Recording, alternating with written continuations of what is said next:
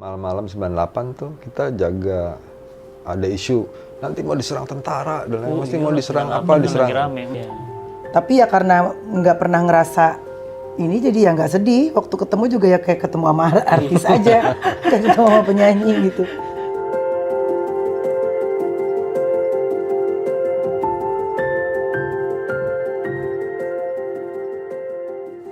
Nah, terus terang bagi sahabat cinta Quran yang nonton dimanapun agak wow ketika Teteh memutuskan untuk berhijab. Sempat rame.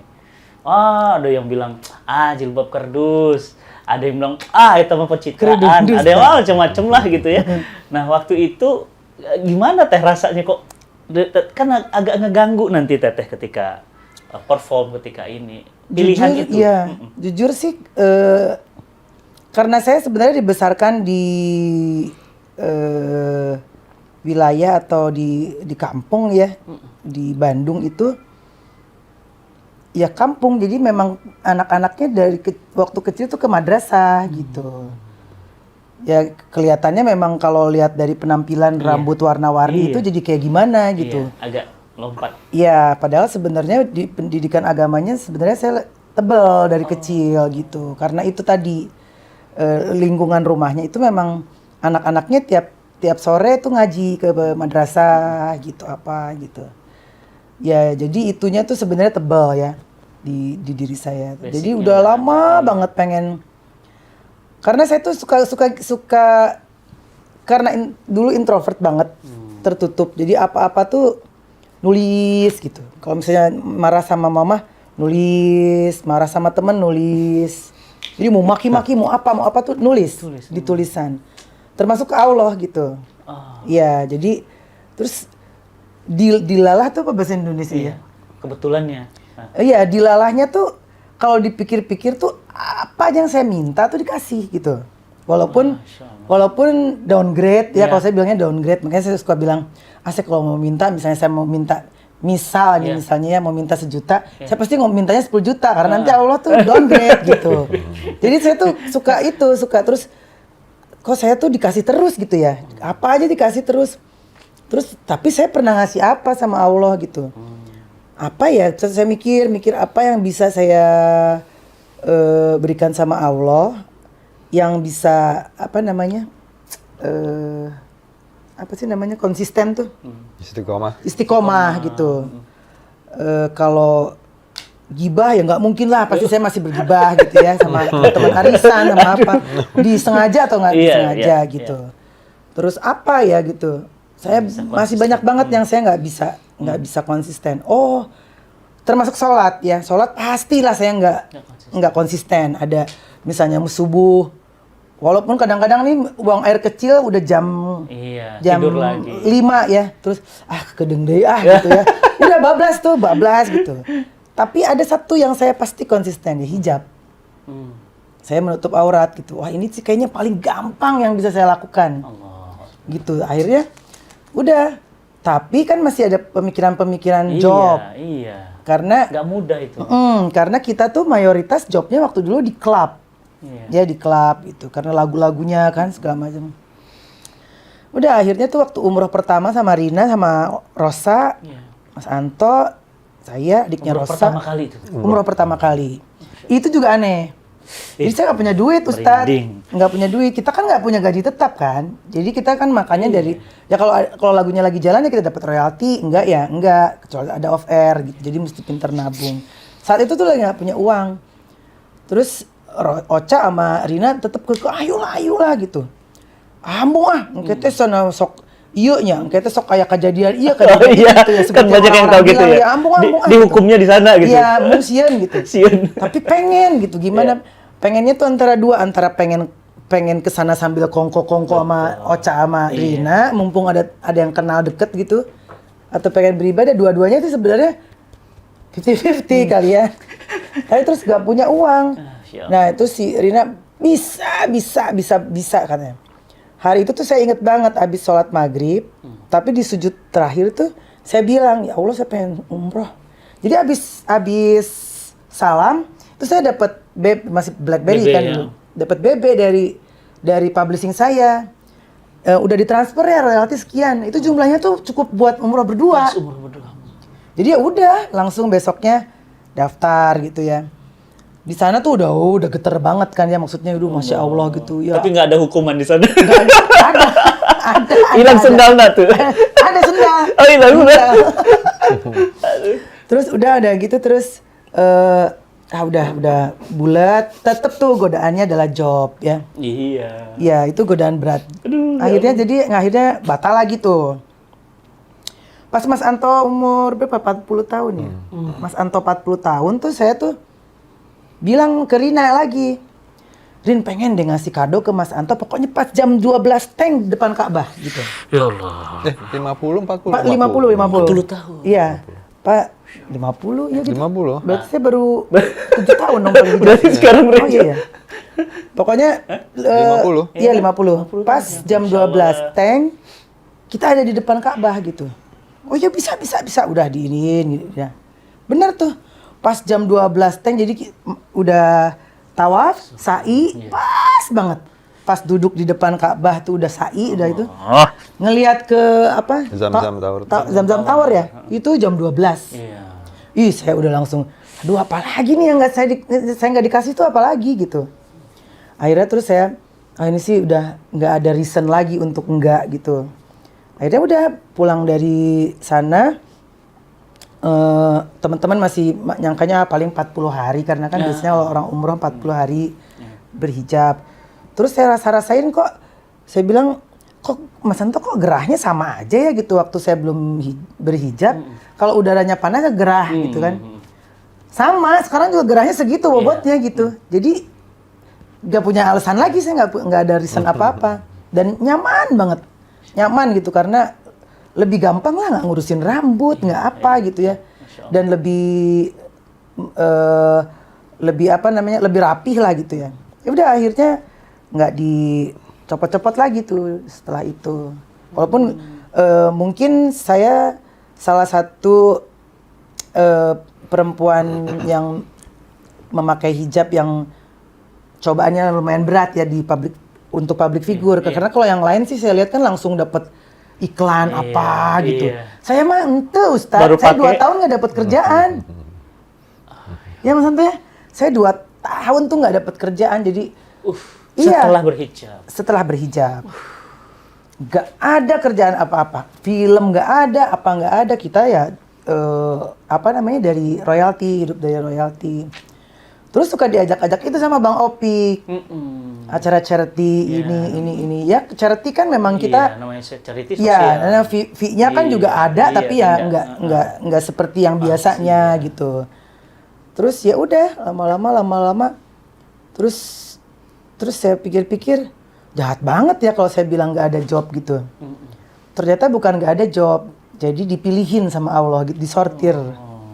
Kalau dulu tuh saya jam 1 malam belum naik panggung Ustadz. Dulu ya. Jam 1 kan di klub-klub ya. Jam 1 tuh masih di sana. Sekarang kalau misalnya acara-acara yang buat charity itu saya jam sebelum duhur saya udah di rumah. Iya, enak kan. Dipilihin, jadi disortir, dipilihin. Kalau misalnya mau semua juga mungkin dikasih aja ya. Tapi Allah udah pilihin yang. Nah itu juga nggak berhenti sampai di situ, karena ujiannya ada lagi dalam bentuk lain.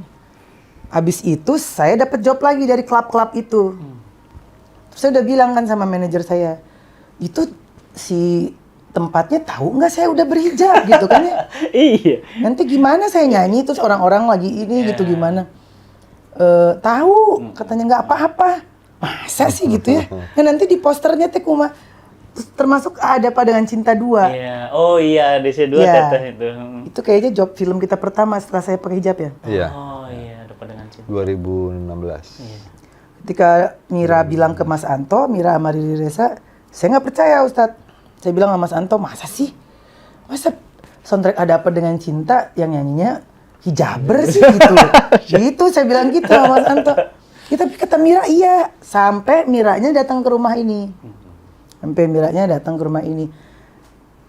Terus saya jadi ngerasa, loh kok saya yang cupet gitu ya? Orang dianya nggak apa-apa. Kayak maksudnya. Kita yang sendiri iya, ngerasa. dianya malah emang kenapa Mel gitu? Lah berarti kan pikiran saya yang jelek gitu ya. Iya.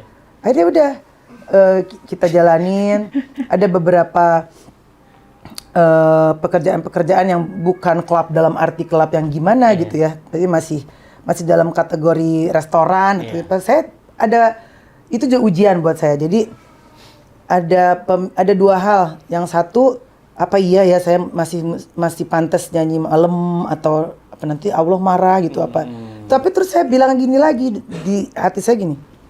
Kayaknya tuh itu bukan sifat Allah gitu. Allah itu nggak jahat. Masa sih Allah ngasih rezekinya ke saya doang? Kan ada kru, ada orang lighting, ada orang sound system. Jadi kerannya.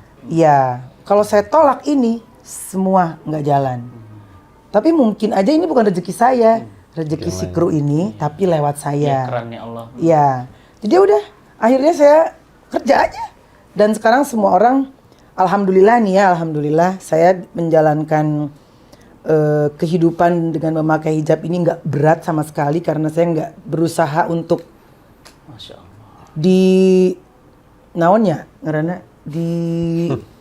Jadi kayak udah kayak dialim-alimin gitu, ngerti nggak? Jadi dialim-alimin gitu, saya mah biasa aja. Iya.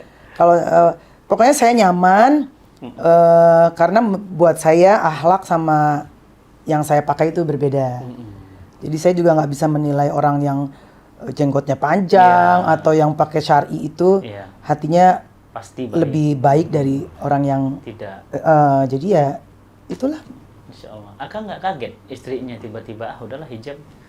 Saya nggak gampang. Saya orang yang nggak gampang kaget sih. Oh. Jadi Lempeng, lempeng. Saya sih datar aja. Mau pakai asal. Nggak ngelarang ya kan? Teteh nggak ngelarang? Saya nggak pernah ada larangan apa-apa. Ke Meli ya. Latar belakang waktu masa kecil saya kan saya nggak di Indonesia. Oh. Saya di luar negeri. Nah, sekolah juga di luar negeri sama ayah saya. Nah, kita nggak pernah merasa. Saya ingat sekali awal saya waktu di zaman di Paris dulu, saya pakai anting. Saya ditindik pakai anting. Kan pengen pasti kan tuh. Tak. Terus ketemu ibu saya bilang bagus ya. Artinya yang saya tangkap waktu itu ya biasa aja lah ya. Nah, kita tinggal di luar negeri. Tapi yang saya pelajari, yang saya dapat pelajarannya adalah bagaimana dia juga menghargai anaknya. Yang kedua, toh sekarang saya nggak pakai apa-apa lagi, saya udah lepas aja. Maksudnya ya udahlah, udah pernah dilewatin itu. Jadi kayak case-nya Meli gini, kasusnya Meli begini ya saya pikir ya dia biar aja dia mau pakai, kenapa? Kalau dia bahagia dan dia merasa itu memperbaiki dia, jadi lebih baik ya kenapa enggak? Di Eropa saya bertemu banyak orang pakai, di Paris terutama ya banyak. Burqa. Iya, semua pakai yang tertutup. Nah itu banyak banget waktu itu orang-orang Arab.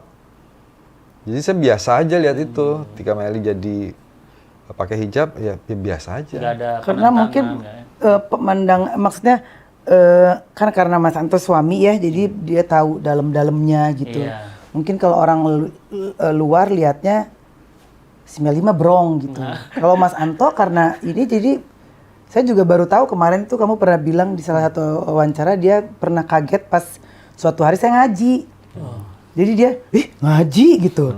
Jadi buat dia tahu banget kalau saya nggak sebrong yang dilihat. Kalau di dalam di kamar itu saya ngaji apa. Ya cuma karena rambutnya, makanya saya punya pemahaman itu terjadi waktu jauh sebelum waktu saya di Rawamangun tahun 90 setelah kawin 1 tahun. Nggak 1 tahun, dia kemudian ngaji. Ya, itu Masya Allah. Dan itu kagum saya. Saya juga mesti bisa ngaji. Nah, tapi itu suaranya bagus dan ngaji, ya Masya Allah. Jadi hal-hal itu dan saya memang bukan tipe yang kagetan banget gitu. Jadi saya kira pokoknya itu membuat dia bahagia, dia senang sama itu, ya udah. Support. Dihargai aja. Dia apresiasi yang dia kan dia mau baik, jadi lebih baik gitu. Jadi, kenapa enggak? Jadi enggak melarang. sama sekali ya biasa aja kayak gitu. Saya hari-hari ketemu dia gitu. Teteh tadi kan kita ngobrolin Teh Rina Gunawan, sekarang sudah tidak ada. Dulu juga ada yang namanya Krise, karyanya juga masterpiece sama kayak Teteh sama Akang, dan juga sudah tidak ada. Ada masa satu saat nanti Akang sama Teteh juga nggak ada. Gitu. Pernah nggak kepikiran satu yang harus dipersiapkan ini sebelum pulang itu apa itu? Satu-satu udah pada pulang gitu. Yang pasti sih kalau saya motonya menjadi manusia itu bukan bagaimana kita terkenal, tapi bagaimana kita dikenang. Jadi apapun itu, misalnya dari yang saya tulis, yang saya nyanyiin, yang saya ucapkan gitu. Ya doanya sama Allah mudah-mudahan itu menjadi sesuatu yang nanti kalau saya udah nggak ada itu manfaat lah gitu. Satu quote aja kan bisa jadi manfaat gitu. Apalagi misalnya kita bikin lagu ya, bisa membuat motivasi orang bagus gitu apa. Jadi ingin ada jejak-jejak kebaikan ya Teh ya. Iya. Jadi setelah kita nggak ada tuh jejak itu tuh diikutin orang. Iya. Dan ternyata ada dalilnya Teh. Oh, iya. Kata Nabi SAW, barang siapa yang menginspirasi kebaikan, maka dia mendapatkan pahala dari setiap orang yang terinspirasi dan tidak mengurangi pahalanya sedikit pun. Jadi kayak copy paste. Jadi Akang Teteh tuh menginspirasi orang hari ini dan semuanya ngikut, kebayang pahalanya. Masya Allah. Dan saya tadi bingung, berarti kalau tahun itu umur 50, sekarang berarti udah 6. Saya 50, belum 6 kok. Mau 58. Belum sampai 6. Ini kalau saya juga lagi berpikir nih, kan di saya 58. Iya Kang, udah Umur Rasulullah orang tuh 63. 63. Jadi kira saya udah Makin habis saldonya. Iya. ya Nggak bisa top up lagi ya? Oh iya, itu dia nggak bisa top up itu.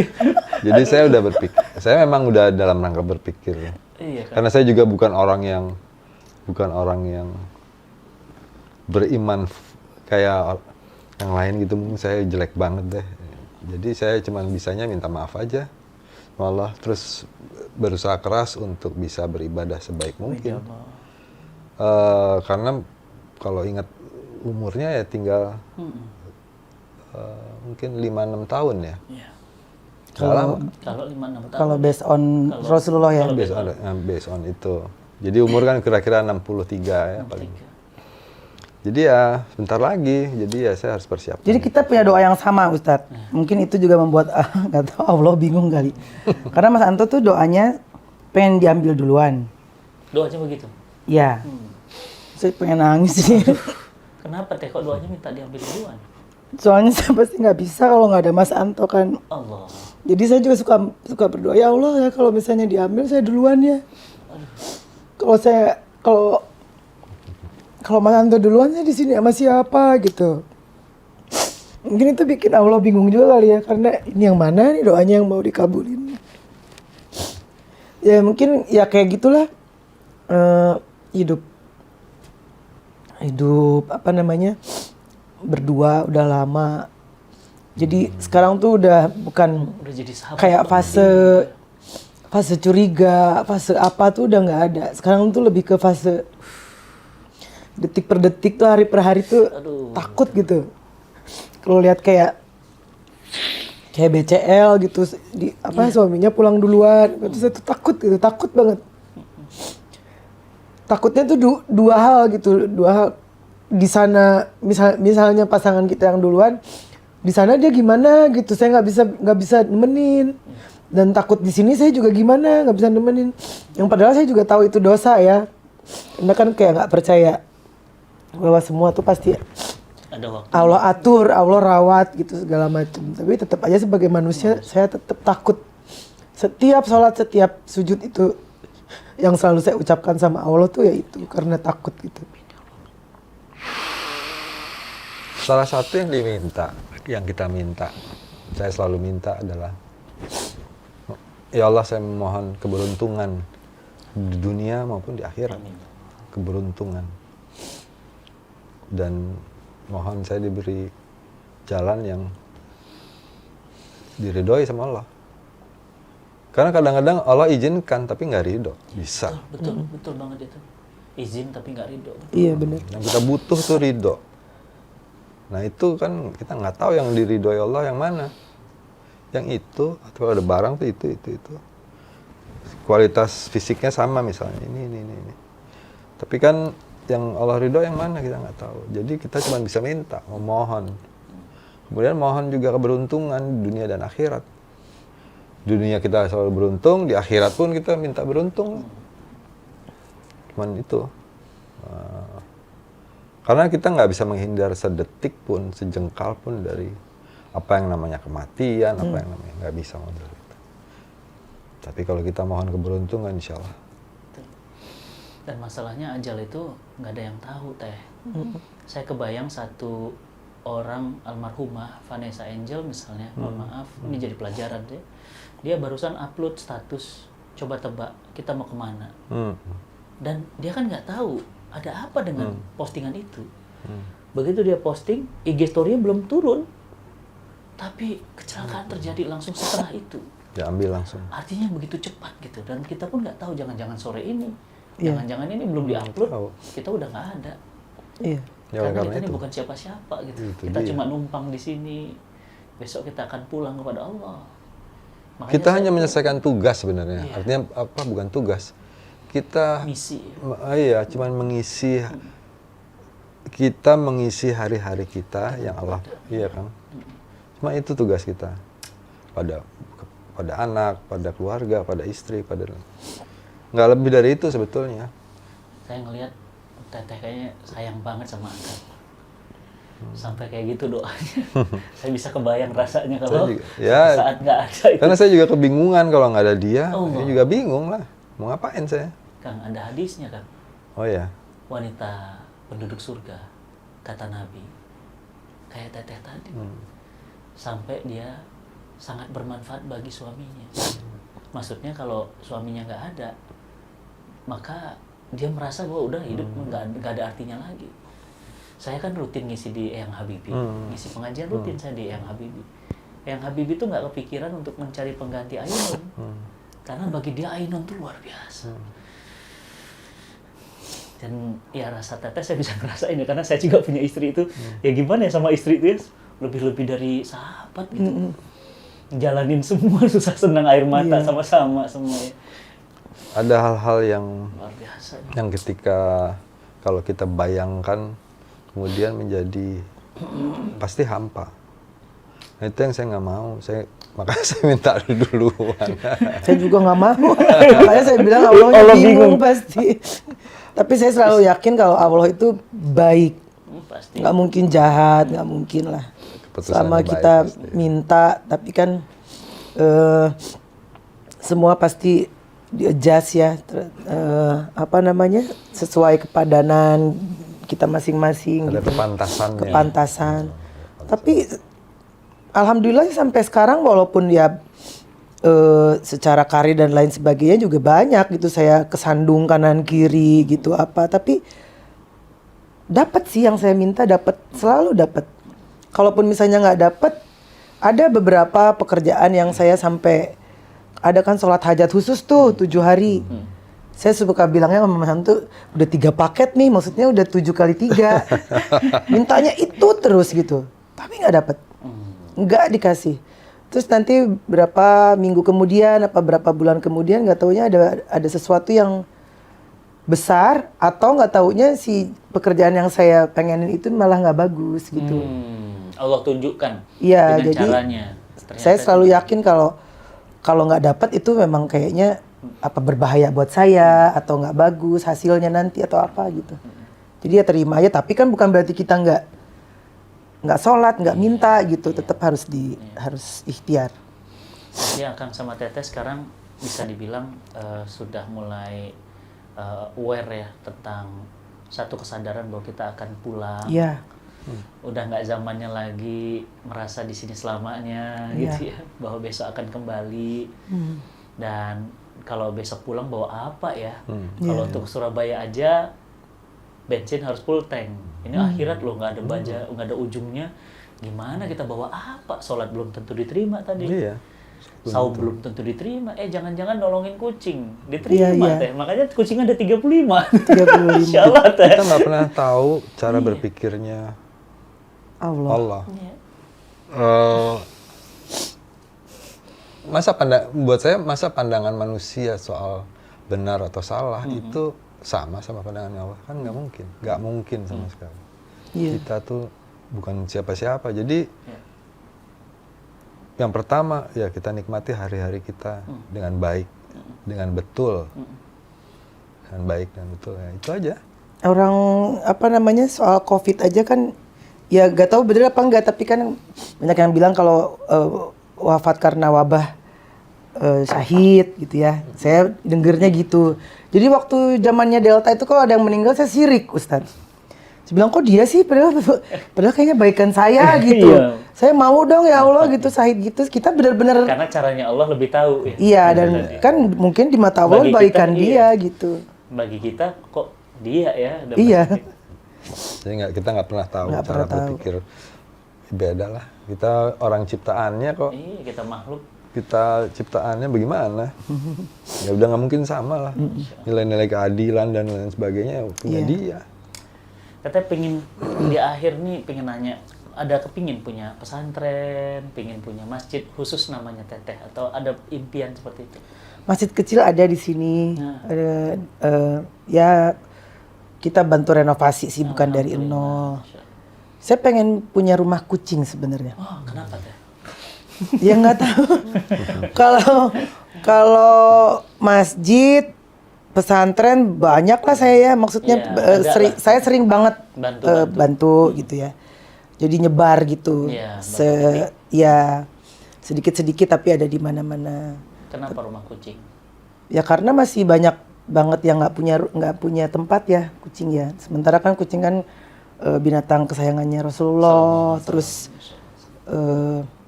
aduh saya juga nggak pernah tega deh kalau nyeritain soal kucing tuh. Banyak yang ditendang gitu di itu ya. Ya kalau saya punya rezeki banyak nggak 35 mungkin 3.000 lebih kali saya mau aja gitu. Cuman ya sementara ini kapasitas saya segini ya seada-adanya tempat ini aja dulu gitu. Masya Allah. Saya ngelihat di Instagram tuh sampai Teteh marah banget kalau ada orang yang menendang, memukul, mengusir gitu ya, Masya Allah. Ini 35 datang sendiri semua Teh? Ada yang lahir di sini, ada yang rescue, ada yang datang sendiri. ada yang datang sendiri. Ini 35 yang di dalam ya. Oh. Yang di depan dapur tuh ada juga, biasanya 6 sampai 7 yang dimasukin juga nggak mau karena memang dia udah biasa liar. Tapi jamnya makan mereka ngumpul ke sini ke depan dapur. Tahu aja kalau ada makanan. Lembutnya hati Teteh, Masya Allah. Mudah-mudahan Allah jadikan itu wasilah dapat ridho Allah. Amin, amin. Kan kita nggak tahu. Iya. Ada pelacur dikisahkan dalam sebuah riwayat memberi minum anjing itu mengundang rahmat Allah, Iya. memasukkannya ke dalam surga. Iya. Ini kucingnya bukan 1, 35 bahkan lebih. Itu Masya Allah. Berapa banyak pahalanya. Teteh Kang, makasih banget. Sama-sama. Dapat kisah pelajaran. Sama-sama. Kita mah takutnya Teh pernah baik. Kalau Iya. pernah bandel mah keren. Iya, iya. Umar pernah bandel. Makamnya di samping Nabi. Hari kita mah pernah baik. Makamnya di samping siapa? Tahu. Makanya kami belajar makam Teteh. Dalam tanda kutip pernah gelap. Iya, iya. Di akhirnya indah. Insya Saya doakan Allah. husnul khotimah kita semua ya. Happy Teman-teman ending ya. semuanya ya. Mudah-mudahan bermanfaat ya, ini pelajaran semua loh ya. Simak, jangan lupa di-share banyak biar banyak dapat pelajaran ya. Nggak boleh ngeremehin kebaikan. Saling mencintai suami istri, ini pelajaran penting. Hampir 30 tahun loh, saya 17 tahun. Udah kebayang rasanya gimana ya kalau udah hampir 30 tahun, seperempat abad bersama. Aduh. Akang Teteh, mudah-mudahan sakinah hingga jannah. Amin, amin, amin. Di miladnya kemarin, mudah-mudahan banyak lagi inspirasi-inspirasi yang terus diberikan kepada banyak orang.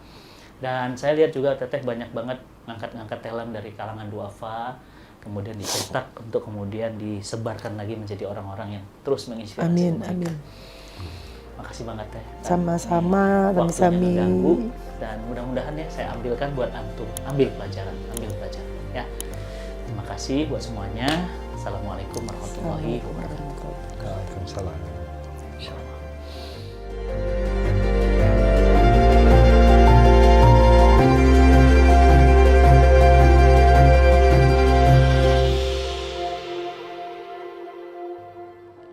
Assalamualaikum warahmatullahi wabarakatuh. Jazakumullah khairan para wakif, para donatur. Alhamdulillah wakaf untuk pembangunan studio Cinta Quran Kreatif Studio bertahap telah dilakukan. Beberapa alat-alat canggih untuk menopang dakwah digital telah kita tunaikan. Dan bertahap kita akan menyelesaikan pembangunan, yakni pembebasan tanahnya dan pembangunan gedungnya, juga infrastrukturnya. Tentu semua alat-alat ini digunakan di jalan dakwah. Dan bayangkan setiap kali alat ini ditayangkan untuk menghantarkan hidayah, maka kita pun kebagian pahalanya. Bahagia sekali. Maka sahabat semuanya, kami mengucapkan terima kasih atas kepercayaannya, dan tentu ini belum tuntas, belum selesai. Karena ini adalah bagian kecil dari perjuangan kita menghantar hidayah hingga ke penjuru dunia dengan media dakwah digital. Terima kasih, mudah-mudahan Allah Subhanahu wa Ta'ala memberikan kita kemudahan, kekuatan, dan istiqomah dalam kebaikan. Lanjutkan wakafnya, insya Allah masih ada kesempatan bagi yang belum berpartisipasi. Assalamualaikum warahmatullahi wabarakatuh.